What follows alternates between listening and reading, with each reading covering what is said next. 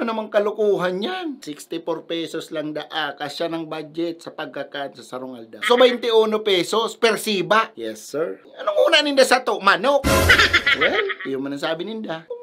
21 pesos? Ano ni 1985? 2024 na tabi? Anong mababakal mo dyan sa 21 pesos? Sigarilyo? Taho? Kung ininay kastang dilimon nga ni piso lang saro.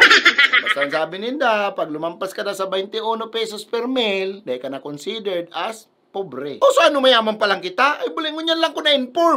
Aram ko sa inhali yan. Siguro kinumpute nila yan kang panahon pa ni Magellan. Baka, tabugin niya daw ang magsarong kakan ka lang sa Sarong Aldao. Dahil makas siya ang kastang 64 pesos na yan. Taiyo, tadawa kay Diwata. Dahil ka makapares kang demonyong an. Aram mo, to be honest, garo nagtatarangahan na lang kita digli sa Pilipinas. Pero ginigibo kita mga patal ka ni mga demonyong ini.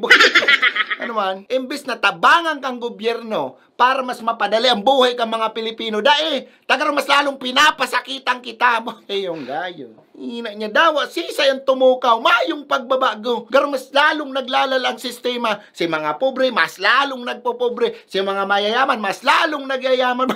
Kaya kung inaki ka sa Pilipinas ng pobre, mana.